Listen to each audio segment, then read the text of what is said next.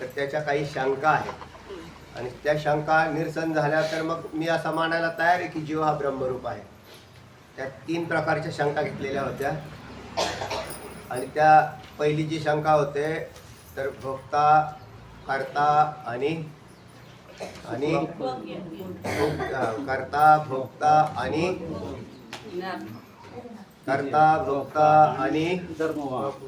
धर्म. तर त्याला अनुसरून ती शंका होती की जीव हा पाप पुण्याचा कर्ता दिसतोय, ब्रह्म तर कर्ता नाही. जीव हा केलेल्या कर्माचा भोक्ता दिसतोय, ब्रह्म तर नाही. आणि जीवाच्या ठिकाणी वेगवेगळे प्रकारचे धर्म प्रतीती येते, ब्रह्मस्वरूपाच्या ठिकाणी नाही. अशी पहिली शंका होती. दुसरी शंका 25व्या हेडिंगमध्ये आलेला आहे. दुसरं जे आहे तर त्याच्यामध्ये जीव हा कर्मफलाचा भोक्ता आहे आणि ईश्वर हा कर्मफलाचा दाता आहे, अशी शंका आहे. त्याच्यामुळे भेद हा राहणारच. आणि तिसरी शंका जी होती ती वेदामधूनच उपास्य उपासक भाव आलेला आहे. जीव हा काय आहे? उपासक आहे आणि देव हा उपास्य आहे. आणि हा वेदामधून आलेला असल्या कारणाने तुम्ही कसं काय त्याचा जीव ब्रह्माचं ऐक्य करणार? तर अशी शंका आहे. आता याच्यात बेसिक असं आहे की जीव म्हणजे काय, ईश्वर म्हणजे काय, ब्रह्म म्हणजे काय आणि कुटस्थ म्हणजे काय, हे तुम्हाला जोपर्यंत या संज्ञा कळणार नाही ते पुढे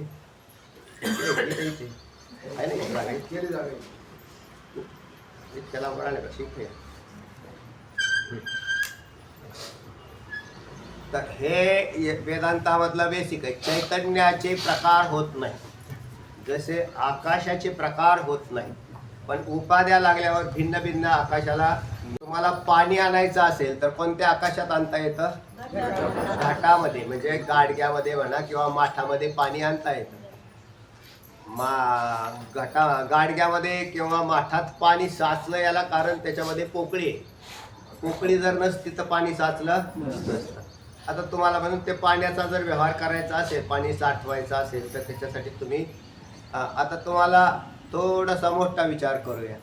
आपल्याला पंखे फिरवायचे असतील तर घटात फिरवता येतील का? नाही. मग याला इथे मठावाकाश, याला आपण मठ म्हणतो, किंवा मंदिराचा हा जो सभा मंडप आहे त्याला मठ म्हणतात. मग याच्यात पंखे लावले, याच्यात मोठा व्यवहार झाला का नाही? अजून धान्याची पोती आणून साठवली, घटात साठवता येतात का? नाही. म्हणजे उपाधी मोठी झाली की कार्यही बदलतं.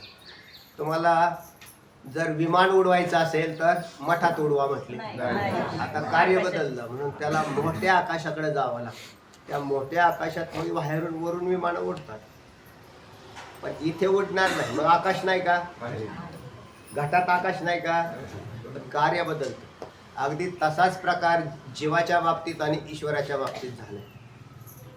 एक पहिल्यांदा नुसतं आकाश, नंतर त्याच्यात जल आकाश, नंतर पुढे जाऊन मेघ आकाश आणि त्याच्यात जाऊन महाआकाश. हे दृष्टांतामधले 4 प्रकार केले.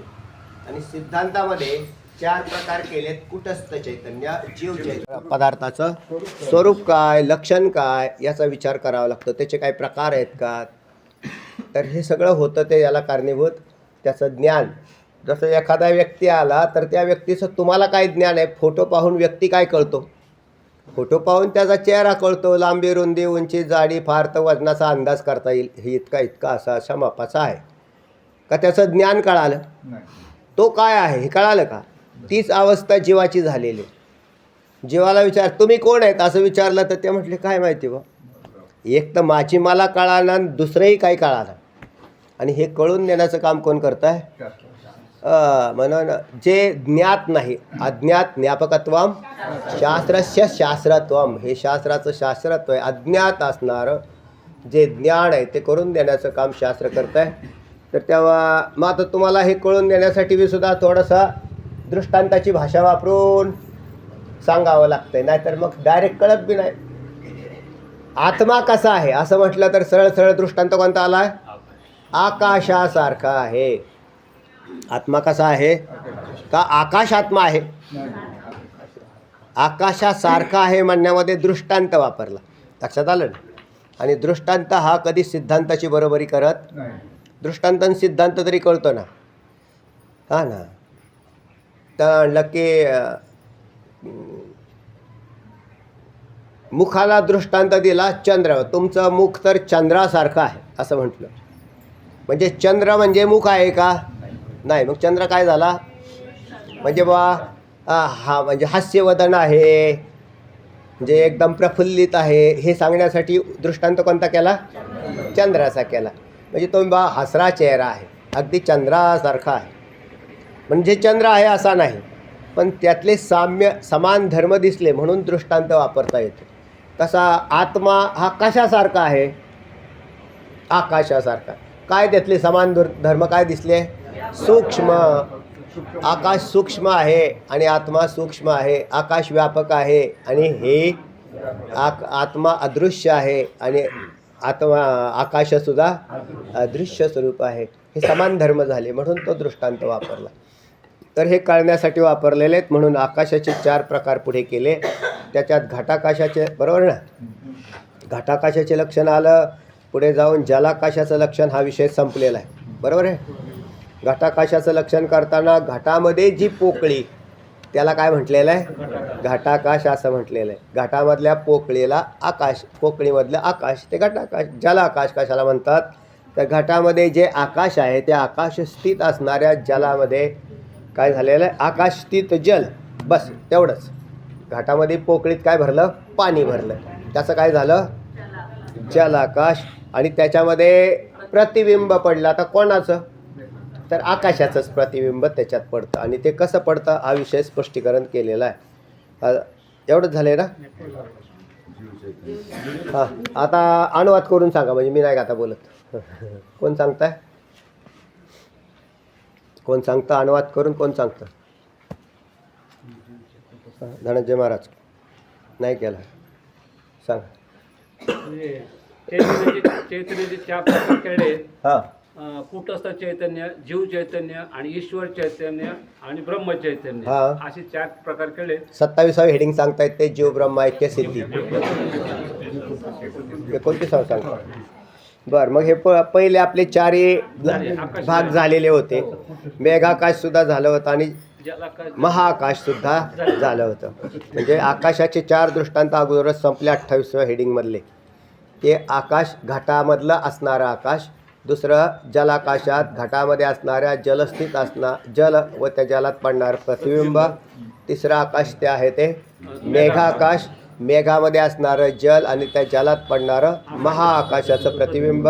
आणि चौथा मुद्दा होता तो महाआकाश, म्हणजे सर्वत्र व्यापक असणारं जे आकाश त्याला महाआकाश असं म्हटलेलं होतं. आता हे दृष्टांत झाले, पण हे कुठे बसवायचे? तर सिद्धांत सांगतायत चैतन्याचे 4 प्रकार. ऐका. कुटस्थ चैतन्य, जीव चैतन्य, ईश्वर चैतन्य आणि ब्रह्म चैतन्य. आता कुटस्थ चैतन्य, पहिलं चैतन्य, याच्या सदृश्य किंवा सादृश्य कोणता दृष्टांत आहे? घटाकाश. घटाकाश. लक्षात येतं आहे का? घट कळाल्यावर आकाश कळेल ना. घटामध्ये असणारं आकाश घटाकाश. आणि त्याला सिद्धांत कोणता आहे? कुटस्थ चैतन्य. आता हे कुटस्थ चैतन्य नाही का, काय प्रकार आहे? तर तिथं जसा घट केलेला आहे तसं इकडे शरीर केलं. तिथे जसा घट आहे त्याच्या जागा इकडे काय वापरलं सिद्धांतात? शरीर. मग त्या शरीर स्थित जे चैतन्य त्याचं नाव काय आहे? कुटस्थ चैतन्य. सरळ अर्थ झाला. एक चैतन्य आहे का नाही? जसं घटामध्ये आकाश आहे ना का नाही? आहे. घटाच्या आत बी आहे, बाहेर बी आहे, सगळीकडे आहे. पण घटाच्या मापाचं आकाश म्हणून आम्ही त्याला काय म्हटलं? शरीराच्या मापाचं चैतन्य काय म्हटलं? झालं. पुढे कुटस्थ चैतन्याचं लक्षण सांगितलेलं आहे. बुद्धी किंवा वेष्टी आज्ञाचं जे अधिष्ठान. आता त्याच्यात विश्लेषण म्हणजे नुसतं जर मी म्हटलं की जेवढ्या शरीराच्या मापाचं चैतन्य, तर तुम्हाला ते कळणार नाही. मग ते खरं लक्षण काय आहे त्याच्यात? तर त्याच्या लक्षणाचा विचार करतायत. हां, बुद्धी किंवा वेष्टी आज्ञाचं जे अधिष्ठान. आता बुद्धी कशाला म्हणतात? शरीरालाच बुद्धी म्हणतात. मी तुम्हाला शरीर शब्द वापरला, यांनी शब्द काय वापरला?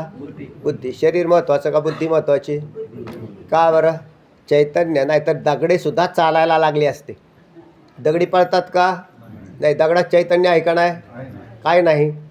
अंतःकरण नाही. काय नाही? अंतःकरण. अंतःकरणाचाच एक स्पेअर म्हणजे कोणता?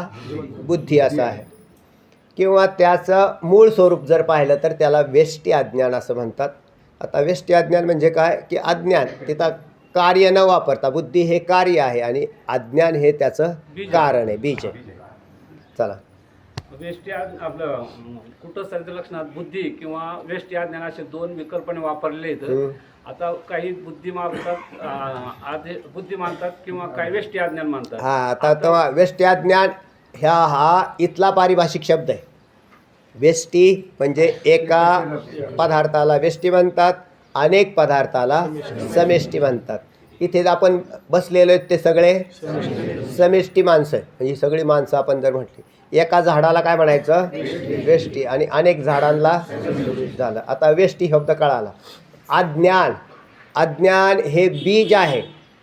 कशाचं बीज आहे म्हणतात? तर स्थूल आणि सूक्ष्म देहांची देह जिथून उत्पन्न झाले तर त्याचं कारण हे अज्ञान आहे. जसं बीज या पदाचा अर्थ तुम्हाला माहिती आहे.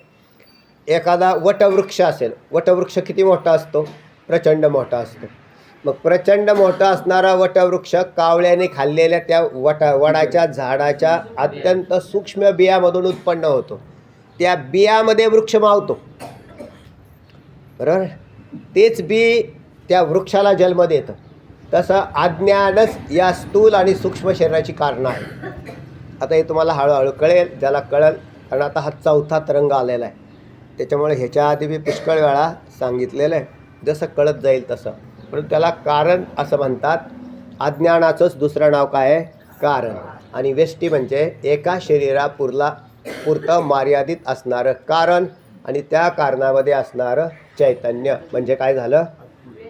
कुटस्थ चैतन्य किंवा बुद्धी आणि बुद्धीमध्ये असणारं चैतन्य ते कुटस्थ चैतन्य असं सरळ झालं. सांगा पुढे.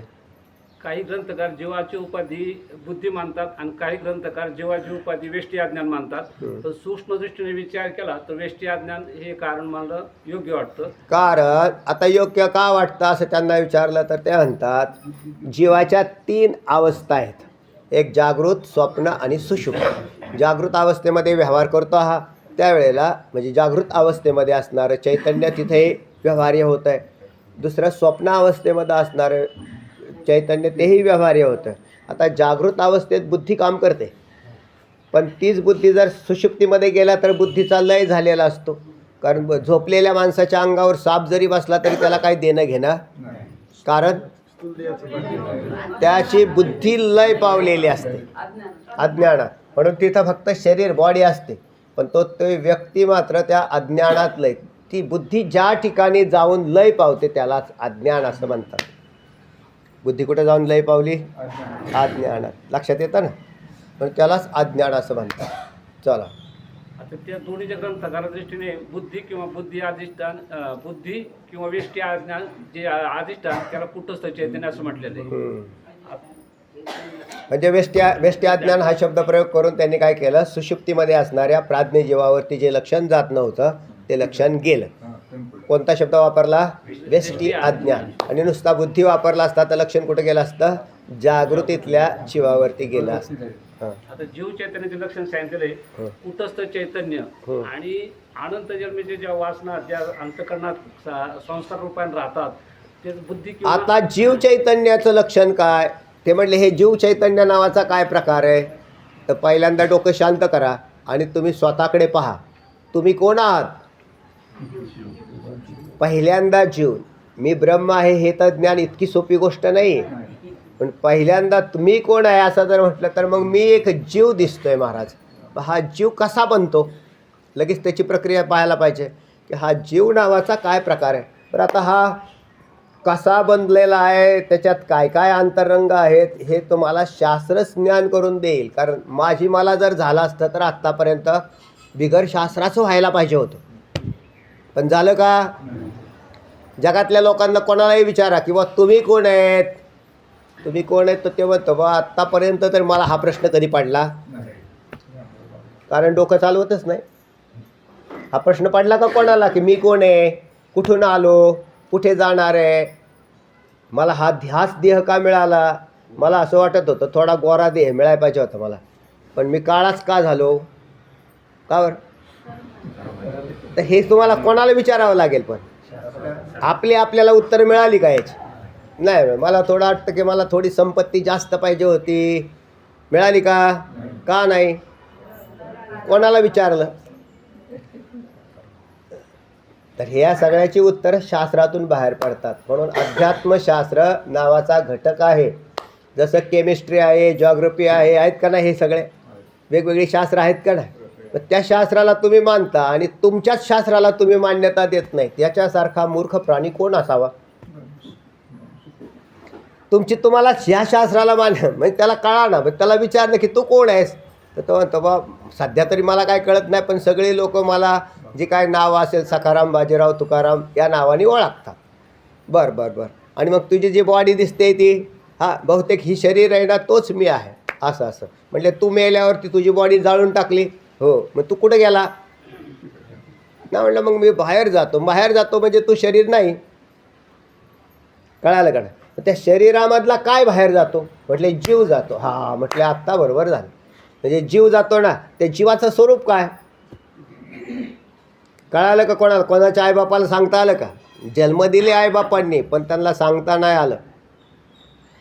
लक्षात आलं ना? मग आता त्या जीवाचं स्वरूप आपल्याला कळायचं आहे. तर इथे दिलेलं आहे. कोणतं लक्षण येत आहे? जीव चैतन्य. म्हणजे तुम्हाला असं वाटेल हे कशासाठी चाललंय बा? हा पहिला प्रश्न आहे. नेहमी माणसाला हा प्रश्न हे कशासाठी वापरायचं आहे, याचं ॲप्लिकेशन कुठं करायचं हे कळायला पाहिजे. नुसतं हे ज्ञान नको आहे की ह्याच्यात काय काय काय काय आम्ही पाठ केलं. तर काय आपल्याला तुम्हाला परीक्षेला बसायचं, पण परीक्षा दिल्याशिवाय उत्तीर्ण होणार नाही हे नक्की, आणि कळणारच नाही ते. चला सांगा. तर जीव चैतन्याचं लक्षण म्हणजे माझंचं लक्षण. इकडे लक्ष द्या. हे कोणाचं लक्षण चाललं आहे? माझं स्वतःचं लक्षण चाललेलं आहे. तुम्ही कोण आहात? पण ते पहिल्यांदा सांगितलं. पहिलं काय? पहिल्यांदा कुटस्थ चैतन्य. आता कुटस्थ चैतन्याचं लक्षण पहिल्या मुद्द्यामध्ये होऊन गेलेलं आहे. दुसरं आहे हे कुटस्थ चैतन्याच्या आश्रित असणारी बुद्धी किंवा व्यष्टी ज्ञान किंवा अंतःकरण, एक अर्थवाची शब्द आहेत सगळे. आणि त्या बुद्धी किंवा अंतःकरणात पडलेलं चैतन्याचं, या तीन गोष्टी एकत्र आल्या की जीव चैतन्य तयार होतं. त्या यांचा पुतळा तयार केला होता, मला वाटतं मिननाथांचा मिननाथांचाच पुतळा बनवला होता ना. ती चिखलाचा पुतळा बनवला होता गैनीनाथांचा ना. आणि त्याच्यामध्ये गोरक्षनाथांनी बनवला. तर खेळता खेळता मातीचा पुतळा बनवला आणि शाबरी विद्या जपत होते त्यावेळेला, संजीवनी विद्या. म्हणजे त्या संजीवनी विद्या जपत असताना ते चेतन बनला. चेतन झाल्यावर भूत तयार झालं म्हणून पळून गेले. कोण? कळानच त्यांना ना की कशामुळं काय झालं. मग मातीचा पुतळा तर आम्ही बी बनवतो, गणपती बनवत नाही का? मग तो कुठं जिवंत असतो? तसा हाही देह नाही का? हा देह आणि गणपतीचे बनवलेले पुतळे सारखेच, पण याच्यामध्ये जीव आहे. गणपतीच्या पुतळ्यात काय नाही. आणि त्या जीवाचं लक्षण काय? तर सगळीकडे व्यापक असणाऱ्या चैतन्याला बुद्धी ही काय झाली, त्याच्या आश्रित आली. त्या बुद्धीमध्ये काय पडलं? चैतन्याचं झाला, जीव तयार झाला. तीच अवस्था आपली झालेली. म्हणजे आपण जे व्यापक चैतन्य तर सर्वत्रच ओतप्रोत आहे. आत्मा हा सगळ्यांचा एक आहे. आता त्याच्यात वेगवेगळी कोण आली? बुद्धी. आणि त्या बुद्धीमध्ये जो चैतन्य प्रकाश पडला म्हणजे आभास आला, त्याच्यामुळे जीवपणाची उत्पत्ती झालेली. झाला पुतळा, हा जिवंत पुतळा झाला ना. म्हणजे हातपाय चालतो, बिलतो, बोलतो, भिलतो. याच्यातलं कोण गेल्यावर मृत्यू येतो? हा जीव या शरीरातून बाहेर झाला की शरीर डेड बॉडी. त्याच्यात जोपर्यंत जीव आहे तोपर्यंत तो चेतन म्हणून राहतो. तोपर्यंत म्हणतात व्यवस्थित आहे माणूस, व्यवस्थित आहे माणूस. त्यातला कोण गेला? जीव गेला. कुठे गेला? कर्मगतीनुसार दुसऱ्या शरीरात प्रवेश करतो. मागेही तुमचे माझे किती शरीरं झाली? करोडो शरीरं झाली. एक अन दोन नाही सांगत मी, कोटी झाली. त्यावेळेला आम्हाला हेच अज्ञान होतं. आम्ही डोकंच नाही चालवलं, शास्त्राचा अभ्यास केलाच नाही, किंवा शास्त्र अभ्यास करण्या एवढी पुण्याही नव्हती. कारण कोणत्या सगळ्या गोष्टी कशावर होतात? पुण्यावर. व्यवहार सगळा कशावर होतो? पैशावर. व्यवहार सगळा करायचा म्हणल्यावर पैसे लागतात ना. खिशात पैसे असले तर मार्केटला जावं. ते पुण्यावर होतं, हा भाग वेगळा, पण मी दृष्टांत केला त्याचा की व्यवहारामध्ये जसा पैसा आहे तर व्यवहार आहे, तसं परमार्थातही पुण्य आहे तर काय आहे, परमार्थ आहे. त्याचं पुण्य नाही, त्याचा इथे येण्याचा विषयच नाही. आणि जे येतात ते काय असतात, पुण्यवंतच असतात. मग त्याला तुम्ही थोडं थोडं का व्हायना, तिळे तिळे पुण्य साचा पडे तरी हे बहुता जन्मे जोडे, असं आहे ना. थोडं थोडं थोडं थोडं करून आपण म्हणतो ना, तीळ तीळ तीळ तीळ करता करता तळं होतं, थेंबे थेंबे. तसाच प्रकारे बरं. आणि हे आपोआप नाही तयार होत. काय आपोआप जगात काहीच भेटत नाही, व्यवहारात बी भेटत नाही आणि परमार्थातही भेटत नाही. सांगा. कुठं आपलं जीव चैतन्य लक्षण सांगताना कुटस्थ चैतन्य आणि अंतकरण किंवा बुद्धी, त्या बुद्धीत किंवा अंतकरणात कुटस्थाचं पडलेलं प्रतिबिंब या तिना मिळून जीव चैतन्य म्हटलं जातं. आणि त्या प्रतिबिंबासच चिदाभास असं म्हटलं जातं. आता अंतकरणात किंवा बुद्धीत कुटस्थाचं प्रतिबिंब कसं पडतं, तर अंतकरण हे अपंचीकृत पंचमहाभूताच्या सत्वगुणाचं कार्य. आता कोणाला शंका पडेल की त्या बुद्धीमध्ये म्हणा, अंतकरणात म्हणा, हे प्रतिबिंब कसं पडलं, तर याचं कारण ते कशाचं बनलेलं आहे, शुद्ध सत्वगुणाचं बनलेलं आहे. आता हे लोकांना माहीत नाही की हे सत्वगुण नावाचा काय प्रकार असतो. हे जे माया कार्य जेवढं प्रतितीला येतं, दृष्ट सृष्ट पदार्थ जेवढे दिसतात, याच्यात 3 गुण काम करतात. पहिल्यांदा तमगुण, दुसऱ्यांदा रजगुण आणि तिसऱ्यांदा सत्वगुण. हे सगळं जगत 3 गुणांपासून बनतं. मग आता त्या 3 गुणात ज्याच्या सगळ्यात श्रेष्ठ किंवा सरस किंवा शुद्ध असा जर गुण कोणता असेल तर तो सत्वगुण आहे. जसं आता तुम्हाला दृष्टांत दिला, मातीपासूनच सगळ्या गोष्टी बनतात, म्हणजे इतर सगळे भांडी फिंडी काय असेल. आरसा कशाचा बांधला, मातीचा. आरशात तोंड दिसतं का नाही, आपला चेहरा दिसतो. मग भिंतीत का नाही दिसत, मातीपासूनच आरसा बांधला तर आरशामध्ये मुख दिसतं आणि भिंतीत पाहिलं तर दिसत नाही. याला कारणीभूत भिंत ही तमगुण प्रधान गुणांपासून बनलेली आणि आरसा हा त्याच पृथ्वीच्या सत्वांशापासून बनलेला आहे. काच बनली का नाही, आणि त्या काचेमध्ये काय दिसतंय, किंवा पारदर्शकता. या भिंतीतून पलीकडे दिसतं का नाही, आणि काचेतून. याचं कारण ती सत्वगुण आहे.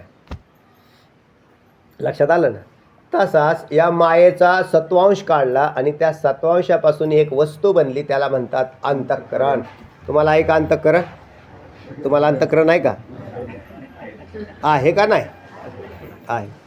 हळूच सांगायचं म्हणजे कोणाला ऐकून नाही गेलं. येणार नाही. तुम्हाला अंतःकरण आहे म्हणूनच इकडे आले की चला बुवा आज पाठाला जावं असं वाटलं. हे कोणाला वाटलं, मनाला. आणि मन हा अंतःकरणाचा एक भाग आहे. त्याला चतुष्टय म्हणतात, मन बुद्धी चित्त आणि अहंकार. तर या 4ही गोष्टी अंतःकरणाच्या आहेत. त्याला पुन्हा पुन्हा भरपूर उजळणी होते, पण तुम्ही त्याच्याकडे लक्ष नाही देऊ राहिले. किती वेळा उजळणी हो राहिली, त्याला काय माप आहे का. आणि हे लगेच लक्षात यायला पाहिजे. अंतःकरणाचे 4 घटक कोणते, मन बुद्धी चित्त अहंकार. मनाचं काम वेगळं, बुद्धीचं काम वेगळं, चित्ताचं काम वेगळं, अहंकाराचं काम वेगळं. मनाचं काम संकल्प विकल्प, बुद्धीचं निश्चयात्मक, चित्ताचं चिंतनाने, अहंकाराचं अहम धारण करणं, मी मी. तुम्ही आले का नाही, कोण आले, हे अंतःकरणच बोलतं. मला वाटलं, मन बोलतं.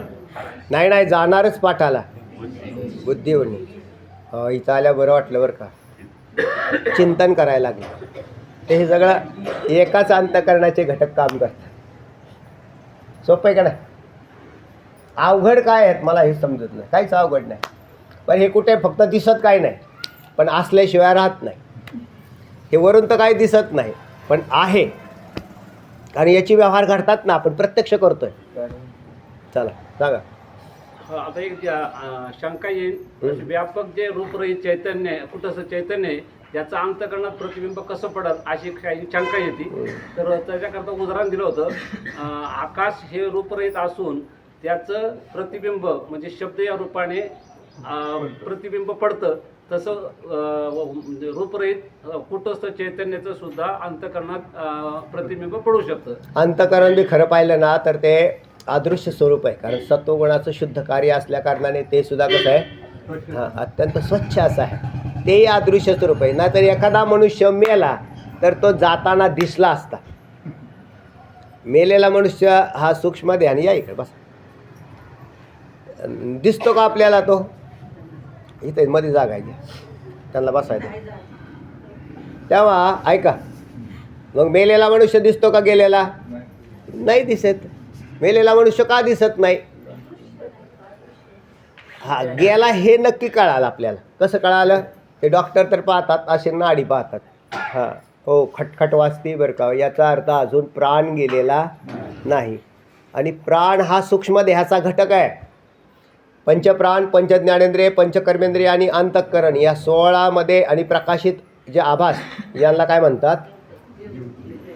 जीव चैतन्य म्हणतात. तो हा गेलेला आलेला ही दिसत नाही, सूक्ष्म आहे. पण ते प्रकाशित होतोय ना, म्हणून कुटस्थाचा प्रकाश बुद्धीमध्ये बी येतोय आणि म्हणजे त्या अंतःकरणामध्ये आपापच आलेला दिसतोय. ते म्हणले की रूपरहिताचा कुटस्थ कसं आहे? निर्विकार, रूपरहित. त्याचा कसा येईल? तर येऊ शकतो. दृष्टांत काय वापरला? जसा आकाशाचा शब्द हा गुण आहे, पण तुम्ही जर डोंगरामध्ये गेला तर त्याचंही प्रतिबिंब पडलेलं दिसतं. कसं? तर त्याचा प्रतिध्वनी येतो. जर असा आपण जर विशेष करून गुहेमध्ये डोंगरामध्ये जर गेलो आणि तिथं असं जर हे पडलं की जय श्रीराम, तर जय श्रीराम, जय श्रीराम, जय श्रीराम असे काय होतात? त्याचे प्रतिध्वनी येतात. मग हे प्रतिध्वनी कोणामुळे आले? शब्दाचे प्रतिध्वनी निरावयव आकाशात कसे उमटले? तर उमटू शकतात. हे त्याचं उत्तर आलं. चला, जीव चैतन्याचा तास लक्षण केल्यानंतर त्यांनी सांगितलं तत्वमसी हे महावाक्य आहे. त्यात 3 पद आलेले आहेत, तत्वम अशी.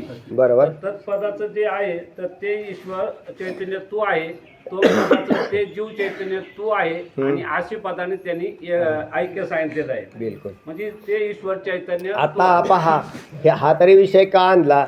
तर याचं कारण आहे, मूळ विषय असा आहे की जीव ब्रह्म ऐक्य सिद्धी करायचे आणि त्याला अनुसरून त्या शंका घेतलेल्या आहेत की जीवाचं ब्रह्माशी ऐक्य आहे. याच्यात आत्तापर्यंत तुम्ही जे लक्षण पाहिलेलं आहे त्याच्यामध्ये जीव चैतन्याचं पूर्ण लक्षण लक्षात आल्यानंतर त्याच्यात कोणाचं ऐक्य घडणार आहे याचा विचार करावा लागेल.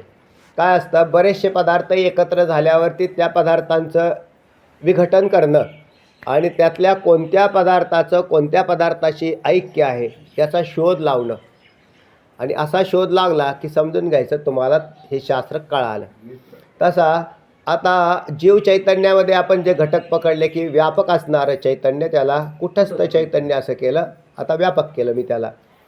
तर त्या कुटस्थ चैतन्याच्या आश्रित असणारी बुद्धी आणि बुद्धीमध्ये असणारा चैतन्याचा आभास, तर त्या चैतन्याचा आभास हा बाध समानाधिकरणाने मूळ चैतन्य स्वरूपच आहे. फक्त त्यातला एक टाकाऊ पदार्थ आहे, त्याला बुद्धी म्हणतात, अंतःकरण म्हणतात, वेष्टी अज्ञान असं म्हणतात, है ना. ऊसामधून रस निघतो, बरोबर आहे. ऊसात रस असतो, पण रस म्हणजे काय? पाचट नसतं. पाचटाला बाजूला काढल्यावर रस स्वतंत्र होतो. तसं आहे या मानवी शरीरातलं पाचट कोणतं जर असेल तर तिन्ही देह, पंचकोश हे पाचटं आहेत, आणि त्याच्यामधून जो खाली रस राहतो त्यालाच आत्मा असं म्हणतात. झालं सोपं. पण आम्हाला त्या रसाचं ज्ञान होत नाही. आम्हाला पाचटावर जास्त ध्यान नाही. आमची ध्यान कशावर येतं? पाचटावर जास्त ध्यान. त्याच्यातही फार वरचं पाचट कोणतं? याला लोक नटवतात, थटवतात, त्याच्यावर प्रेम करतात, आणि शेवटी त्यांचेच प्रेमी लोक असणार ते त्याला उचलून जाळून टाकतात. बरोबर आहे का नाही? ते म्हणले की कारण तुमचा आणि माझा परिचय तरी कशावर? आता अशोक महाराजांना मी कसा ओळखतो? फोटोवरून ओळखतो. त्यांचा फोटो असा आहे, पण त्यांना मी आत्मतत्वाने ओळखत नाही. केवळ ज्ञानी पुरुषाचाच विषय तो तिथं थांबतो. आणि बाकी सगळे जीव हे शरीरावर धरून व्यवहार करतात आणि त्या शरीरावानालाच आत्मा असं समजतात. म्हणून हे अध्यात्मशास्त्र त्याला आतमध्ये घेऊन जातं आणि त्या रसापर्यंत पोचवतो. तो रस कोणता असेल तर आत्मा आहे. चला, रसो वै रसो लभ्या, काय म्हटलं? रसो वै रसो, या रसातला उत्तम रस कोणता असेल तर तो चैतन्य आहे. हे ते ईश्वर चैतन्य तू आहेस हे सांगताना आता इथे तत्वमसी वाक्याचा विचार आलता. तत्त्वम असि. तत्त्वमसी महावाक्य कुठून आलेलं आहे? हे सामवेदातून आलेलं आहे. आणि उपनिषद कोणतं आहे? छांदोग्य उपनिषदातून आलेलं आहे. मग त्याच्यामध्ये तत्त्वम असि अशी 3 पदं आहेत. पद वेगळी आणि वाक्य वेगळी. अर्थवान पद समुदाय को वाक्य कहते हैं. वर्णदा अर्थवान पद समुदाय को वाक्य कहते हैं असं म्हटलं. वर्ण समुदाय को पद कहते हैं. मी तुम्हाला वाक्य सांगतोय. म्हणजे अर्थवान आणि वर्ण समुदाय अर्थवान जर बनवला तर पद बनतं आणि अर्थवान पद समुदायापासून वाक्य बनतं है ना. तर महावाक्य जे आहे ते महावाक्यात 3 पद आली, तत्त्वम आणि असि. संस्कृत वाक्य आहे ते, काय अवघड आहे असं काही नाही, सोपं आहे ते. मग त्यात तत् या पदाचा अर्थ आहे ते, त्वम पदाचा अर्थ आहे तू आणि असि म्हणजे आहेस, ते तू आहेस. आता याच्यावरून सद्गुरूंनी सांगितलं ते ब्रह्म तू आहेस असा विषय 9 वेळा कोणाला उपदेश केलेला आहे? श्वेतकेतूला. छांदोग्य उपनिषदात त्याच्या गुरूंनी उपदेश केला की ते तो परमात्मा, ते ब्रह्म तू आहेस. मग आता त्याला ते 9 वेळा का सांगावं लागलं? तर त्याला ते कळालं. म्हणजे त्याच्यात ते पदाचं लक्षणा करता येणार, त्वम पदाची लक्षणा करता येणार. ही लक्षणा ज्याला जमली त्याचं काम झालं. पण ज्याला लक्षणाच कळत नाही, साधारण वाक्य असं मी म्हटलं, मला तहान लागली पाणी घेऊन या बरं कोणतरी, तर तुम्हाला हे कळालं का नाही? तुम्हाला कळालं. तुम्ही लगेच कुठे गेले? घरी गेले. घरी गेल्यानंतर तुम्ही काय पाहिलं? हंडा उचलला. हंडा नाही उचलला, तांब्या उचलला, कारण पाणी प्यायला नाहीच आहे ना. त्यातलं पाणी घेतलं, त्या हांड्यातलं म्हणा कशातलं म्हणा, ते हांडी पाणी घेतलं आणि तुम्ही घेऊन आले. याचा अर्थ तुम्हाला त्या वाक्याचा अर्थ शक्तिवृत्ती, म्हणजे त्याची जी सहज वृत्ती आहे शक्तिवृत्तीने कळतो. सगळे व्यवहारात सुद्धा बऱ्याच वेळेला आपण वाक्यांचे बी प्रयोग करत असतो, कारण लक्षार्थाने आला का रे घेऊन, आला का घेऊन. आता काय घेऊन आलं याच्यात कुठे गुप्त आहे का नाही ते? काही माणसं अशी बोलताना अशी बोलतात का, कारण समोरच्याला तर कळायला नाही पाहिजे. तिथे ते त्यांच्यात अंडरस्टँडिंग असतं, कोड वर्डिंग असतं. तसं इथं बी कोड वर्डिंग आहे. कसा की ते ब्रह्म तू आहेस. आता ते पदाचंही लक्षण वाच्यार्थ आणि लक्षार्थ. तर त्याच्यात वाच्यार्थामध्ये ऐक्य होत नसून लक्षार्थात होतं. सांगा, झालं, संपलं. आता पुढे जाऊन पुढचं हेडिंग येतं आहे 30वा हेडिंग आहे संसार धर्म बुद्धीचे आहेत. संसार करणारे संसार मरस्तोवर करतात है ना, पण त्यांना कळानाच हे संसार धर्म माझा आहे का आत्म्याचा आहे का शरीराचा आहे का कोणाचा आहे. हा संसार धर्म कोणाचा आहे? लोक संसारात प्रविष्ट आहेत का नाही? संसारात प्रविष्ट आहेत का संसारातच प्रविष्ट आहेत? डोक्यात दुसरा विषयच नाही काय. सकाळी उठल्यापासून संध्याकाळी झोपस्तवर नुसता संसार, एकेच संसार, हे पडून दुसरं काही कळायला तयार नाही. पण तो का करतात, कोण करतं, तर काय आहे त्याचं, संसाराचं स्वरूप काय, का करावा, नाही केल्याने काय फरक पडेल, संसार म्हणजे काय, पहिल्यांदा हेही कळालं पाहिजे आणि नंतर त्याचं स्वरूप कळालं पाहिजे. तर संसाराचा हा विषय जो आहे तो संत वाङ्मयामध्ये चांगल्या प्रकाराने हाताळला आहे. देह आधी काय खरा, देह संबंधी पसारा, बुजगावणे चोरा, रक्षणसे भास तसे, हे संसाराचं स्वरूप तुकोबरायांनी सांगितलं. देह आणि देह संबंधीला काय म्हणतात? संसार. दुसऱ्या भाषेत जन्मणं आणि मरणं याला संसार म्हणतात. जन्माला येणं आणि मरणं हा संसार झाला. पण मग हा कोण जन्माला येतं, कोण मरतं? ते म्हणजे आत्मा मरत असला पाहिजे. म्हणून बरेच लोक श्रद्धांजली देतानाच म्हणतात त्याच्या आत्म्याला शांती लाभो. किती बी इकडे जरी किती शिकलेले असतील, एमडी बी झालेला असला तरी त्याला हिते काय नाही कळत.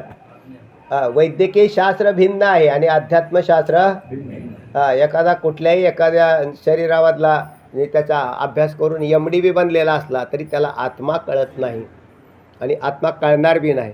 त्या एमडीने जर श्रद्धांजली व्हायला गेला तर तो तेच म्हणणार की त्याच्या आत्म्याला, लक्षात येत आहे ना. फार विनोद आहे हा मोठा. किंवा त्या कारण असं आहे, प्रत्येक क्षेत्रातला तो मनुष्य तिथला विद्वान असू शकतो, पण सगळ्या क्षेत्रात एक माणूस विद्वान कधीच नसतो आणि अध्यात्मशास्त्रात तर नसतोच नसतो. व्यावहारिक लोक व्यावहारिक शास्त्रामध्ये प्रावीण्य असतं त्यांचं, म्हणून त्याच्यामध्ये ते फार जास्त, पण बऱ्याच वेळेला असं होतं की त्याला असं वाटतं की मी या या क्षेत्रात काय आहे, श्रेष्ठ आहे, म्हणून तो दुसऱ्या क्षेत्रात बी काय करतो, लुडबुड करायला जातो आणि तिथं फेल होतो. म्हणून जर समजा महाराजांच्या समोर MD डॉक्टरने एखाद्या प्रवचन दिलं तर काय होईल बरं, त्याचं अज्ञान तो उघडत राहील तो, आणि त्या अज्ञानाला तो हसत राहील किंवा का. आणि वस्तुस्थिती बरं, म्हणजे एकदम वस्तुस्थिती घडलेलं उदाहरण आहे, आता नाही सांगत, चला माहिती आहे तुम्हाला. महाराजांनी सांगितले तुम्हाला पुढे. तेव्हा आता संसार धर्म बुद्धीचे आहेत. कोण हे संसार धर्म कुठे राहतात, बुद्धीत राहतात. आता बुद्धीचे तरी कसे राहतील हाही विषय निघेल, हळूहळू शंका उत्पत्ती होईल आणि नंतर ते कोणाचेच असं ठरेल. वाचा. संसार धर्म बुद्धीचे आहेत. जीवपद वाच्यार्थाच्या ठिकाणी, जीवपद वाच्यार्थाच्या ठिकाणी, जीव हे पद आहे आणि त्या आता आपण पाहिलं जीव चैतन्य. तर त्या जीव या पदाचं विच्छेदन केलं तर दोन भाग निघतात, एक वाच्यार्थ निघतो आणि लक्षार्थ. आता वाच्यार्थाच्या ठिकाणी वाचा. जीवपद वाच्यार्थाच्या ठिकाणी सुख दुःखादी संसार धर्म सर्वांस प्रतीत होतात. लक्षार्थाच्या ठिकाणी प्रतीत होत, आत्म्याने संसार केला नाही. लक्ष कोण आहे, जीवपदाचा लक्ष जीव चैतन्य, त्याच्यात लक्ष कोण आहे, कुटस्थ, आणि वाच्यार्थ कोण आहे, जीव चैतन्य. म्हणून जीव चैतन्याच्या वाच्यार्थाच्या ठिकाणी म्हणजेच बुद्धीच्या ठिकाणी काय होतात, हे संसार सुख दुःख होतंय का नाही. सकाळी उठल्यापासून झोपेपर्यंत कितीतरी वेळा तुम्हाला सुखाचे झटके येतात आणि कितीतरी वेळा दुःखाचा महाझटका येतो. कारण सुख पाहता जावा पडे दुःख पर्वत आहे, आणि असा तरी ते येतातच ना. पण हे आत्म्याला बसतात का बुद्धीला बसतात, बुद्धीला बसतात. आता पहा ना कसे बुद्धीला कसे बसतात ते पहा. एखादा मनुष्य वेडा असेल आणि त्याच्या घरात, म्हणजे वेडा म्हणजे बुद्धी काम करत नसेल, आणि कोणी मेलं तरी त्याला काय अडचण, म्हणजे झटका कोणाला बसतोय, बुद्धिवानालाच. म्हणतो अरे तुला काय कळतं का, आपल्या घरात मेलं ना कोण, ते म्हणते मरा नका मेला तर मला भूक लागली ना. कारण त्याला काय कळत नाही, बुद्धी नाही, बुद्धिहीन. बालकाला जसं कळत नाही, बालकाला सुद्धा नाही कळत. बरं आमचे वडील वारले त्यावेळेला थोरली बहीण आहे ना, ते काहीतरी 3-3.5 वर्षाची होती, पण तिला काय माहिती हे मेलेले आहेत म्हणून. ते म्हणले मला भूक लागली आणि असे का बसले सगळे. काय कळतं का, काही कळत नाही. तीच अवस्था माणसांची सुद्धा आहे आत्ता बी. आपण जरी असे मोठे झालेलो दिसतोय ना तरी काहीच नाही, कारण बुद्धीमध्ये ज्ञानच नाही. कोण संसार कोण करतं, बुद्धी करते. म्हणून संसार धर्म प्रतीत होतात, त्याबद्दल आता विचार करूया आपण. खरं तर थोडंसं चिंतन करू आपण. ऐका सुंदर विषय. जीवाच्या ठिकाणी कर्तृत्व भोक्तृत्व हे धर्म आहेत असे म्हटल्याने ते धर्म कुटस्थ बुद्धी आणि आभास या तिघांवरही येतात. जीवामध्ये कोण कोण समाविष्ट आहे, कुटस्थ बुद्धी आणि आभास. त्यात आभास या पदाचा अर्थ तुम्हाला पुष्कळ वेळा सांगितला. आभास म्हणजे चैतन्याचा त्या बुद्धीमध्ये प्रविष्ट होणारा प्रकाश, त्याला आभास असं म्हणतं. प्रतिबिंब आभास. हां, आता जे जुने आहेत त्यांना चांगलं माहीत झालं, पण नवीनांना कळत नाही. म्हणून तुमच्या काही शंका असल्या ना तर पाठ संपल्यावर बी विचारत जा. मला कधी बी विचारलं तरी चालेल, फोनवर विचारलं तरी चालेल, मी सांगत जाईल. विचारतात बरं, बरेच लोक फोनवर विचारतात, तिकडे शिर्डीकडून तिकडून फोन येतात. कारण आता काय काय माणसं आजारी येत ना, ते त्यांना विचार, महाराज तुमची भेट झाल्याशिवाय मला कामाला बरं वाटत नाही. म्हटलं ठीक आहे सांगा.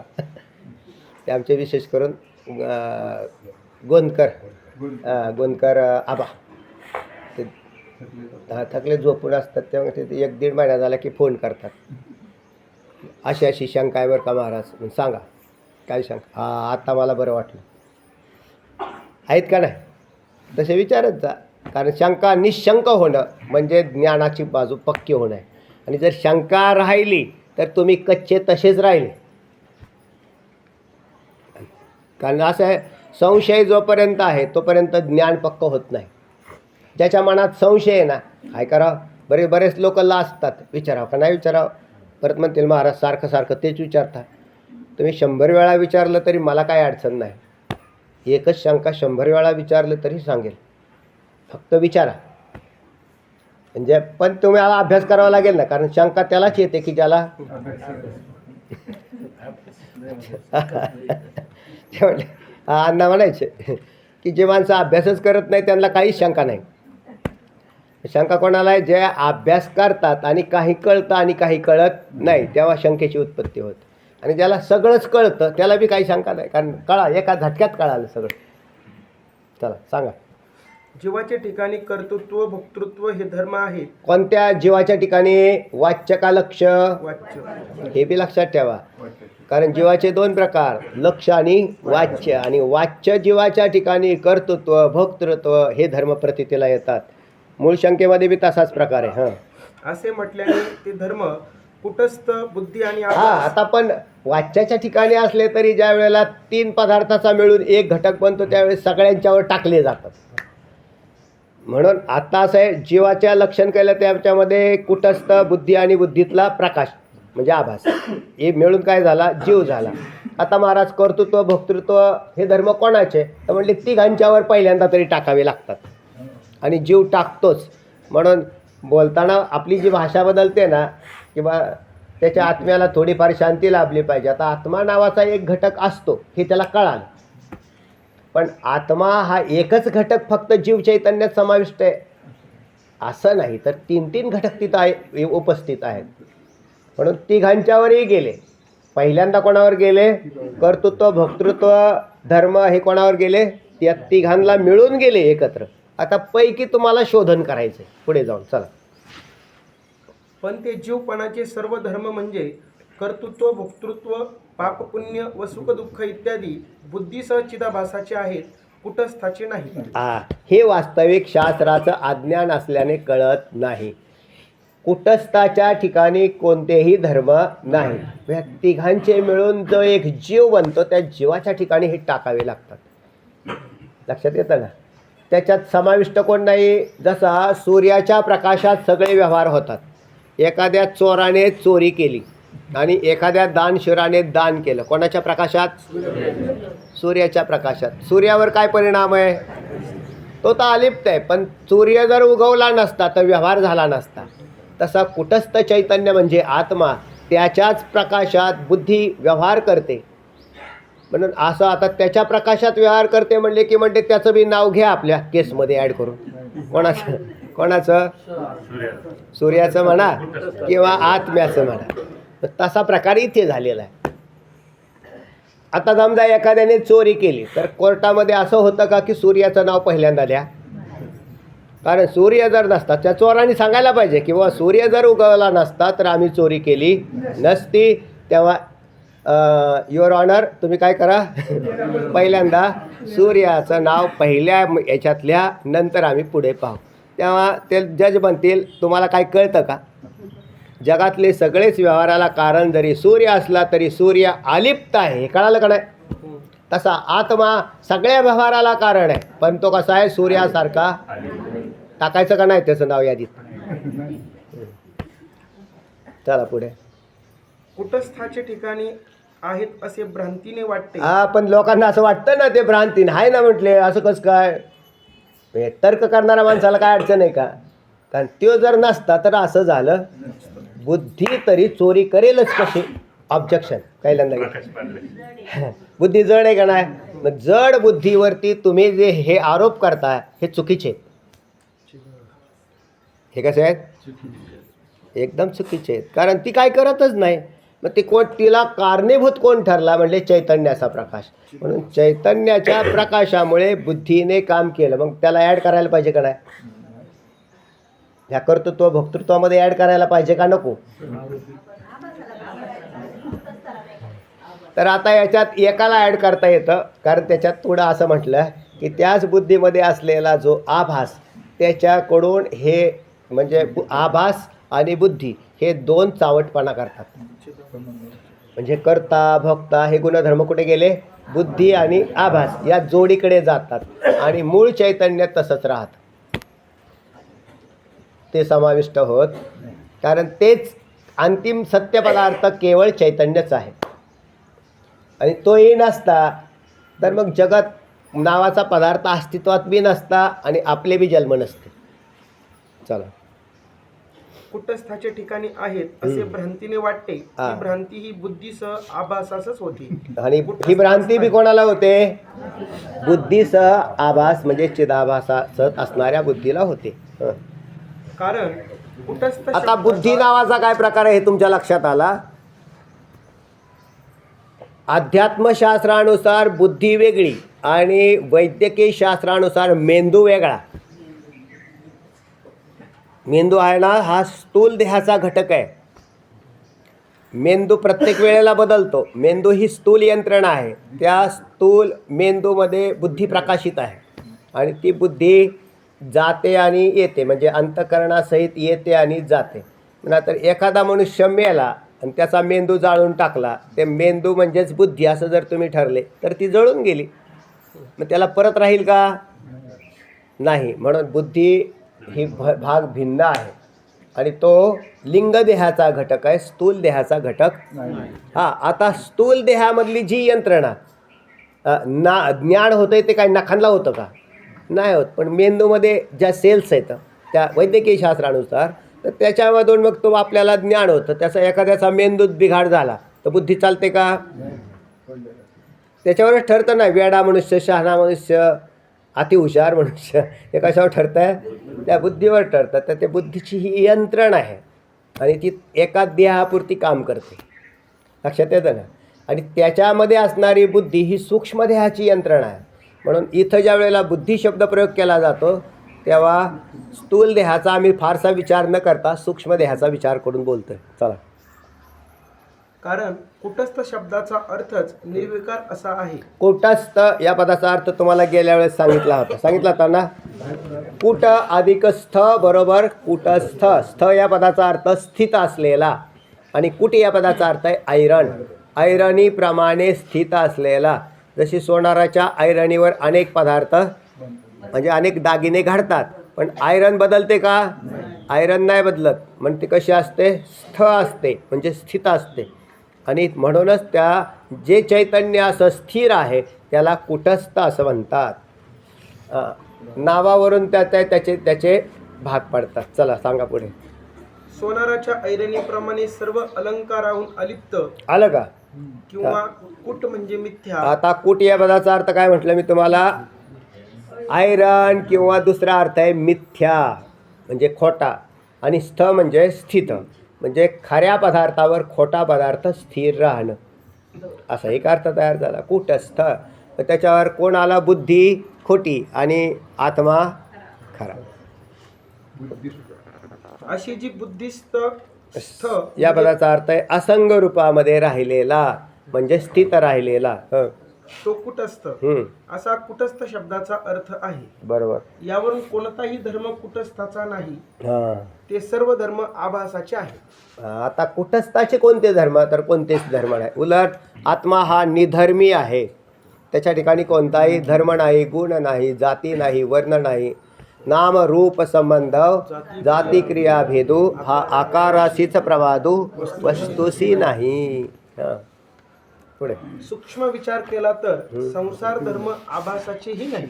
आता जर फारसा बारीक विचार केला तर संसार धर्म कोणाचे? संसार या पदाचा अर्थ तुम्हाला मागाशी केला की जन्माला येणं आणि मरणं, याला पहिला संसार. अगा उपजणे आणि मरणे हे साचचे जे का मानणे, तो जीव लोकू मी म्हणे संसार हाणा, अशी माऊली ज्ञानोबरांची ओवी ज्ञानेश्वरीत. चला. किंवा आचार्य पुनरपि जननम पुनरपि मरणम पुनरपि जननी जठरे शयनम या संसार. बस याला संसार असं म्हणतात. मग हा धर्म कोणाचा? तर बुद्धिस्त चैतन्याचा असा आहे, कुटस्थाचा नाही. म्हणजे अंतःकरणासहित असणारं जे चैतन्य म्हणजे आभास, तेच काय होतं? जन्माला येतं आणि पुन्हा दुसऱ्या मरतही त्याच्यात मरणं नाही. तर स्थूल देह मेला की ते दुसऱ्या शरीरात जातं, त्याला मरण असा नावाचा प्रकार नाही. त्याला मृत्यू आहे पण तो एकदाच आहे. कधी? ब्रह्मविद्येने त्याचा बाध होतो. सूक्ष्मदेहाचा एकदाच ब्रह्मविद्येने बाध होतो आणि जोपर्यंत स्थूल आणि सूक्ष्म देहाचा संघात एकत्र आला की जन्म आणि स्थूल आणि सूक्ष्म देहाचा संघात विघटन झालं की मृत्यू, अशा प्रकारचे जन्म मृत्यूंची प्रतीती येते. आता आपण मरणार म्हणजे तरी काय हो, मरणार म्हणले तरी काय नाही. आता किंवा या देहाचा वियोग, हा देह टाकायचा, हा देह टाकायचा बाजूला झाला, त्यात मेलं कोण, तर स्थूल यंत्रणा बंद पडणे याला मरण असं म्हणतात. स्थूल यंत्रणा बिघडली, आता ती त्याची काय आहे. ते हे बिघडले म्हणले मग पुढं काय करायचं महाराज, तुम्ही याला काहीच करायचं नाही, सगळा करणारा तो वरचा आहे. तो लगेच दुसरे शरीर तुमचं लगेच कर्माच्या नोंदी वया काढल्या जातात. हां, आपल्या अंतःकरणामध्येच ह्या नोंदी असतात. असं काही नाही की दुसरीकडून कुठून काढायचं शोधून त्याला. आपल्या ठिकाणी असणारं अंतःकरणच दुसऱ्या लगेच जन्माची तयारी करून देतं की हे पुढचा जन्म कोणता याचा. तर त्या पुढचा कर्म जे उत्पन्न होतं ना, त्या कर्माप्रमाणे दुसऱ्या देहाची ते बी तात्काळ रचना होते. असं काही नाही की म्हटले बा थांबा, चेक करा, कर्म पाडा आणि नंतर द्या. हां, बिलकुल नाही. ते कर्म संपलं की दुसऱ्या देहामध्ये ॲटोमॅटिकली तो जातो. हां, 12 दिवस नाही नाही, वर्षभर कशाला त्याला मोकळा ठेवायचा. ते 13 दिवस राहतात हे म्हणणं बरोबर आहे. कारण 13 दिवसात मानवी शरीर फक्त बरं का, इतर जीव नाही, कारण त्यांची काही वर्षश्राद्ध बी होत नाहीत. पण मानवी शरीरात गरुड पुराणात जे वर्णन आलेलं आहे त्याच्यात ज्या वेळेला मृत्यूचा झटका येतो त्यावेळेला तो निस्तेज होतो असं गरुड पुराणात वर्णन आहे. आणि निस्तेज झाल्यानंतर मग त्याचा तो पिंड त्याचं पोषण करण्यासाठी दररोज पिंडदान करायला सांगितलं. दररोज बी सांगितलं आहे बरं शास्त्रात पिंडदान. आणि नंतर 10व्या दिवशी दशक्रियाविधीचं पिंडदान देऊन त्याला कंप्लीट केलं जातं. आणि नंतर मला वाटतं 13व्यापर्यंत हा विधी दिलेला आहे. आणि त्यावेळेला तो मग पुन्हा म्हणजे हा मूळच्या पिंडापासून पूर्णतः अचेतन झालेला चेतन स्वरूप बनतो आणि दुसऱ्या देहामध्ये प्रवेश करतो. असं गरुड वर्षभर राहत नाही. ते 13 दिवसाचं ते आता त्याच्यात बी संगतीच आहे वास्तविक. ती काय म्हणजे असं परमसत्य आहे असं काय म्हणायचं कारण नाही. तर त्याच्यात पण आता श्रद्धावान माणसं आहेत आणि व्यास महर्षींनी पुराणं केलेली, त्याच्यामुळे आपण त्यांची श्रद्धा भंग करू नये. तर त्यात 13 दिवसापर्यंत त्या व्यक्तीचे विधी संपन्न होतात आणि नंतर तो वृद्धगतीला निघून जातो. माणसाचेच दशक्रिया विधी केले जातात, जनावरांच्या नाही. त्यात कर्माचा अधिकारच नाही ना तिथे बाकीच्यांच्यात.